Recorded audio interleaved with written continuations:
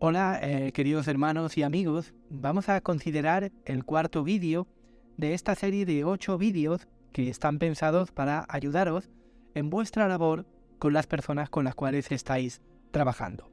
En este caso vamos a considerar el tema de la soberanía de Dios. El tema de la soberanía de Dios tiene que ver con la importancia de que entendamos y asumamos, no solamente desde un punto de vista, vamos a decir, teórico, sino sobre todo en nuestra propia vida, el hecho de que Dios es soberano y Él está por encima de mis propios deseos, de mis propios anhelos y de mi propia voluntad en el sentido de querer hacer las cosas yo a mi manera. La soberanía de Dios tiene que ver con el hecho de que Dios es todopoderoso y de que Él, digamos, tiene todo el derecho de hacer y actuar como Él quiera. Él es Dios, Dios es Dios y Dios es independiente de todo. Él actúa en completa libertad. Dios no depende de nada ni de nadie, aunque esto sí tenemos que tener claro, y es que Dios no actúa nunca, porque es imposible, no actúa nunca en contra de su propia naturaleza. En la Biblia la soberanía de Dios tiene dos vertientes. Por un lado, Dios es soberano en tanto en cuanto Él es el creador, formador y diseñador de todo el universo, y en el sentido de que Dios guía la historia de los hombres hacia su final, hacia su consumación. En este aspecto Dios está por encima de todos los reinos y de todas las civilizaciones, tal y como el profeta Isaías lo menciona en el capítulo 40 de su libro. Dios es el que abate reyes y reinos y levanta reinos y reyes cuando Él quiere y como Él quiere. Y la segunda vertiente de la soberanía de Dios tiene que ver con nosotros, con cada uno de nosotros, contigo y conmigo, en el sentido de que Dios es el soberano de nuestra vida y por tanto Él tiene derecho de actuar con nosotros como Él quiera. Y esto es algo muy importante que entendamos como creyentes, que entendamos que efectivamente Dios está por encima de mí, Dios es soberano y Él tiene derecho de hacer de mí lo que Él quiera. Ahora, nuestra suerte y nuestra bendición es que Dios nos ama. Y el deseo, el anhelo de Dios, la voluntad de Dios para cada uno de nosotros es solamente el bien. Los pensamientos de Dios para ti y para mí son el bien, como dice el profeta Jeremías. Yo sé los pensamientos que tengo respecto a vosotros, pensamientos de bien y no de mal.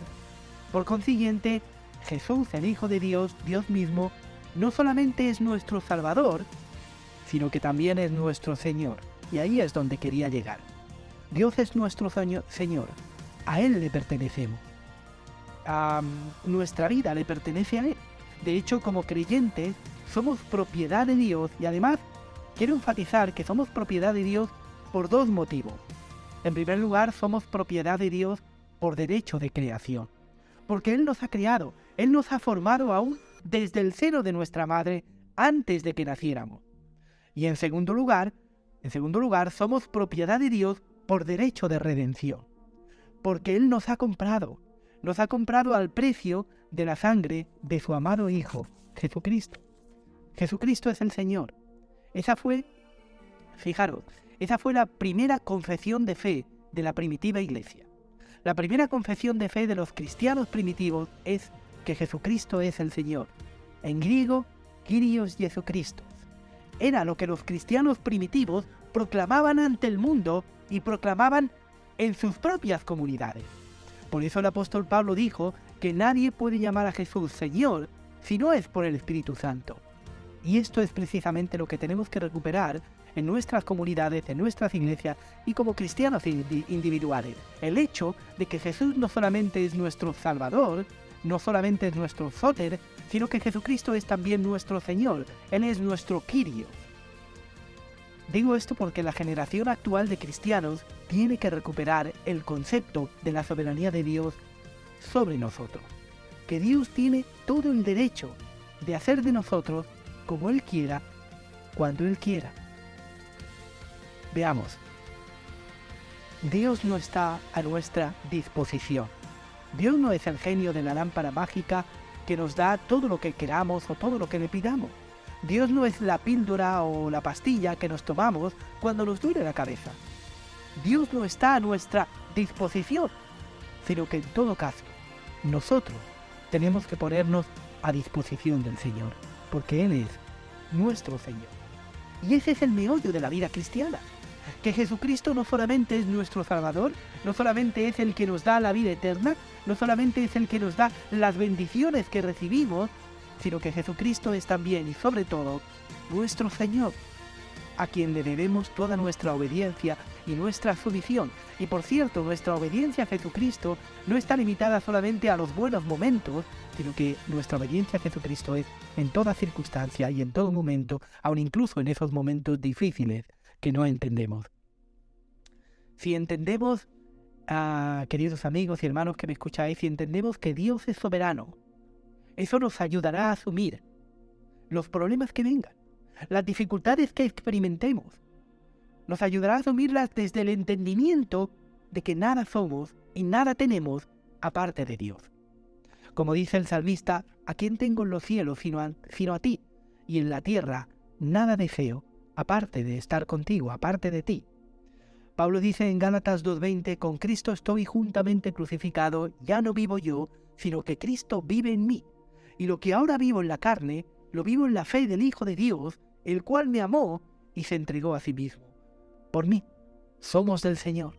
Si vivimos, del Señor, por el Señor vivimos. Si morimos, por el Señor morimos. Somos del Señor, como dice la canción. Si vivimos, para Él vivimos. Si morimos, para Él morimos. Sea que vivamos, que muramos.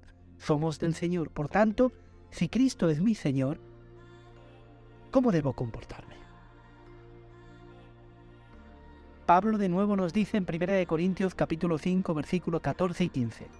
Porque el amor de Cristo nos constriñe, pensando esto, que si uno murió por todos, luego todos murieron, y por todos murió, para que los que viven ya no vivan para sí, sino para aquel que murió y resucitó por ellos.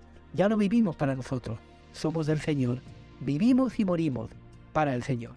Ahora os quisiera plantear una serie de preguntas para vuestras reflexiones, junto a vuestro discípulo, vuestro compañero, la persona a la cual estáis atendiendo o estáis dirigiendo espiritualmente. Os quiero proponer unas preguntas. La primera pregunta es, para que podáis reflexionar juntos, es ¿qué área de mi vida debo de entregar a Cristo? Fijaros que es una pregunta no teórica, sino una pregunta profundamente cargada de aplicación espiritual.